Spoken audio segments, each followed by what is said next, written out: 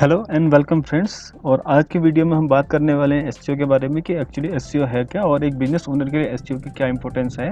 और अगर आप कोई वेबसाइट है तो आप उसको किस तरह से ऑप्टिमाइज कर सकते हैं सर्च इंजन के लिए। तो बेसिकली अगर हम बात करें एसईओ है क्या, तो एक प्रोसेस है जिसके थ्रू आप वेबसाइट की विजिबिलिटी को बढ़ाते हैं सर्च इंजन के अनपेड रिजल्ट्स में। यानी कि आपको कोई पैसा पे नहीं करना होता है और आप फ्री में ट्रैफिक और लीड्स को एंजॉय कर सकते हैं हमेशा के लिए।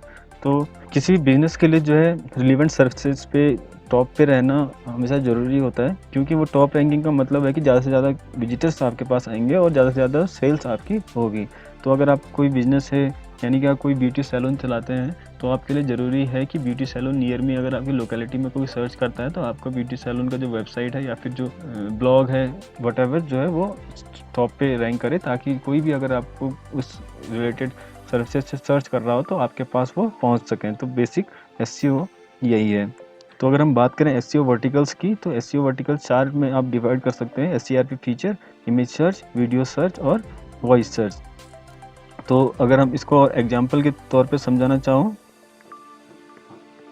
तो जैसे मैंने एक कीवर्ड सर्च किया, बेस्ट एसएमडी मशीन अंडर 5000, यानी कि कीवर्ड है उसके लिए जो एसएमडी मशीन 5000 के नीचे तक की एसएमडी मशीन सर्च कर रहा हो। तो आप को जो है गूगल पे आप सर्च करते हैं तो आपको सबसे पहले ये रिजल्ट दिखाई देता है theshopcorner.com का, जहाँ पे लिखा गया है कि 5 best SMD machine under 5000 in India to buy online. तो आप देख सकते हैं कि उन्होंने पाँच जो रिजल्ट्स हैं, जो 5 एसएमडी हैं 5000 के अंडर की, वो आपको गूगल के टॉप पे ही दिखाई दे रही हैं। तो यूजर ये रिलेवेंट इन्फॉर्मेशन लगी गूगल को इस कीवर्ड के लिए, तो उसने उसको टॉप पे दिखा दिया।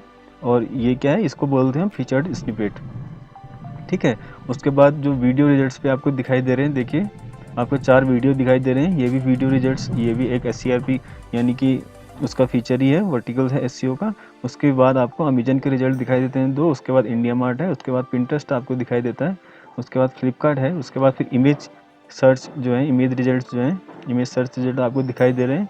तो इस तरह से एक बेसिक जो है एक एसईओ रिजल्ट जो है इस तरह से दिखाई देते हैं। और चौथा जो है आपका वो है वॉइस सर्च, जो रिसेंटली गूगल ने ऐड किया था। वो डेस्कटॉप और मोबाइल दोनों ही डिवाइसेस पे आप वॉइस के थ्रू भी अपनी कीवर्ड को या फिर किसी भी चीज़ के बारे में सर्च कर सकते हैं और रिलेवेंट रिजल्ट आप प्राप्त कर सकते हैं। तो ये एसईआरपी वर्टिकल्स हैं।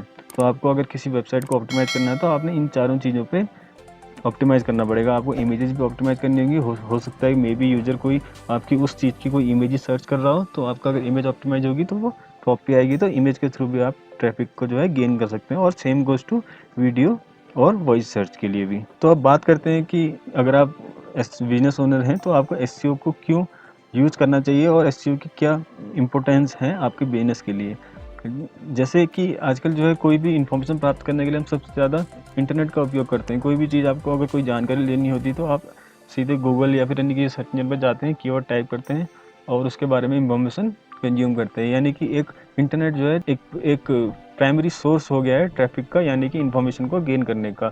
तो किसी बिजनेस के लिए एसईओ बहुत ही इंपॉर्टेंट हो जाता है, क्योंकि वो एक फ्री ट्रैफिक आपकी बिजनेस को देता है। और अगर कोई यूज़र आपके वेबसाइट पे आता है तो एक ट्रस्ट बिल्ड होता है, और बाय द टाइम जैसे जैसे ट्रैफिक बढ़ता है और ट्रस्ट गेन होता है तो आप उस नीच पे एक अथॉरिटी बन जाते हैं। और नंबर 3 है कि जो डिफरेंट आप मार्केटिंग एफर्ट्स का यूज़ कर रहे हो, यानी कि आप अगर ऑनलाइन मार्केटिंग के एफर्ट यूज़ कर रहे हो या फिर ऑफलाइन का कर रहे हो, तो एक एसईओ रिजल्ट्स होना यानी कि गूगल के सर्च पे रहना, तो आप वो बाकी सभी चीज़ों को भी कॉम्प्लीमेंट करता है। और बाय द टाइम उन सभी चीज़ों का जो एक रिजल्ट होता है वो और भी ज़्यादा हो जाता है। तो उसके बाद बात करते हैं कि ये सब चीज़ें होती कैसे हैं, यानी कि कौन सी वो गाइडलाइंस हैं, कौन सी जो चीज़ें हैं जिनके थ्रू आप अपनी वेबसाइट को ऑप्टिमाइज़ कर सकते हैं, या फिर कौन सी वो चीज़ें आपको फॉलो करनी चाहिए। तो जैसे गूगल ने जो है अपनी कोई गाइडलाइंस बनाई है, एल्गोरिथम्स बनाई हैं, और वो बाय द टाइम उनको अपडेट भी करता रहता है।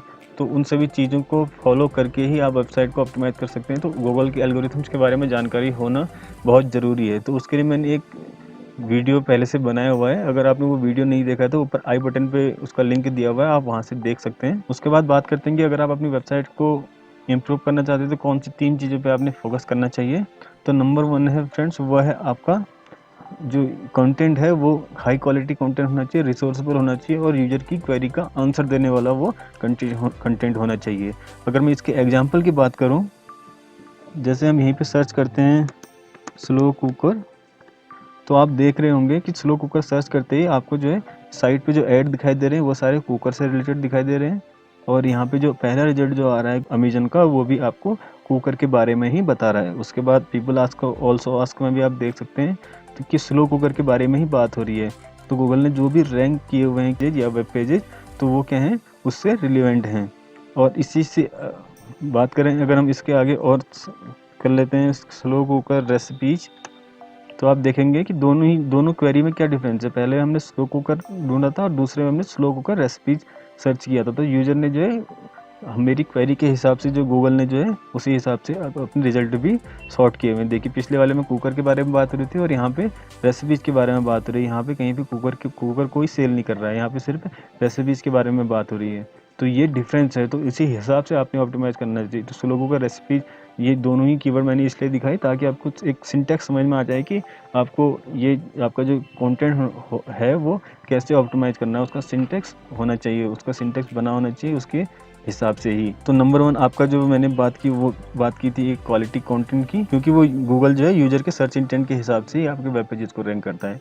नंबर 2 है रिलीवेंसी, किसकी, क्राउलिंग की। आपका जो कंटेंट यानी कि वेब पेज जो होना चाहिए वो क्राउलेबल होना चाहिए, ताकि वो क्राउल होगा तो ही इंडेक्स होगा, तभी वो यूजर की सर्च क्वेरी के हिसाब से रिफ्लेक्ट हो पाएगा सर्च इंजन पे। अगर आपने वेब पेज बना लिया और वो क्राउलेबल नहीं है तो वो कभी इंडेक्स पे नहीं होगा, वो कभी सर्च इंजन पे दिखेगा भी नहीं।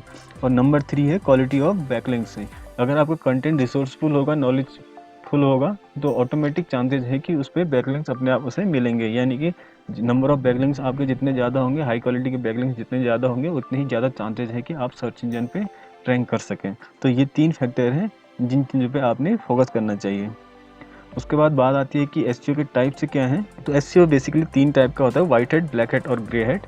और अगर हम बात करें हेड का ये कंसेप्ट आया कहाँ से, तो एक्चुअली 1920 से 1940 के बीच में बहुत सारी हॉलीवुड की मूवीज बनी थी जिसमें हीरो को जो है व्हाइट हेड पहने हुए दिखा जाता और विलन को जो है ब्लैक हेड पहने हुए दिखा जाता। तो एक ब्लैक हेड जो है सिंबल बन गया एविल का, अनएथिक्स प्रैक्टिसेस का, और जो वाइट हेड बन गया वो बन गया एथिकल प्रैक्टिसेस का। तो उसी से ये एससीओ में भी ये चीज़ आई, ब्लैक हेड, वाइट हेड और ग्रे हेड। और ग्रे हेड क्या है, जो है गूगल की गाइडलाइंस जो भी हैं उनको ट्वीक करके, यानी कि उनके लूप होल्स निकाल के अगर आप किसी वेबसाइट को ऑप्टिमाइज़ करते हैं तो वो ग्रे हेड में आ जाएगा। तो अगर हम इन तीनों चीज़ों को डिफरेंस के थ्रू मैं आपको समझाने की कोशिश करूँ, तो जैसे ये इमेज है आप यहाँ पे देख सकते हैं, मैंने इसको 4 चीज़ों में ब्रेक किया हुआ है, टाइम, रिस्क, कॉस्ट और वैल्यू में।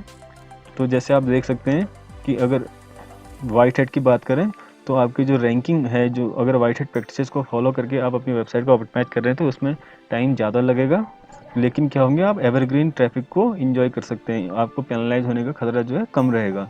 और ग्रे हेड में उससे कम टाइम लगेगा और ब्लैक हेड में सबसे कम टाइम लगेगा।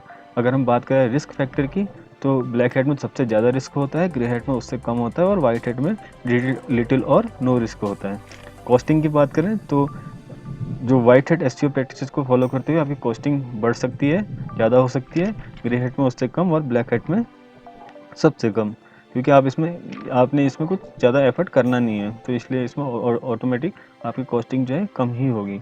वैल्यू की बात करें तो जो मेन बिजनेस के लिए होता है कि आप वैल्यू कितना जनरेट कर रहे हैं, तो वाइट हेड में सबसे ज़्यादा होगी, ग्रे हेड में उससे कम और ब्लैक हेड में सबसे कम। और उसमें रिस्क भी सबसे ज़्यादा है, हो सकता है कि आपकी वेबसाइट आज रैंक कर रही हो ब्लैक हेड प्रैक्टिसेस को फॉलो करते हुए, आप जल्दी ही रैंक ले आएँ 15 दिन में, 1 महीने में, लेकिन हो सकता है कि अगले 2 महीने वो वेबसाइट ही सर्च इंजन से गायब हो जाए और आपका जितना भी एफर्ट था वो सारा ख़राब हो जाएगा। तो ये एक बेसिक सी अंडरस्टैंडिंग के लिए मैंने एक ये वीडियो बनाया था और आई होप कि आपको ये वीडियो पसंद आया होगा। अगर आपको अच्छा लगा तो लाइक कीजिए और कोई आपकी क्वेरी हो तो कमेंट बॉक्स में कमेंट कीजिए, और ऐसी वीडियो आगे भी देखने के लिए चैनल को सब्सक्राइब करना मत भूलिएगा।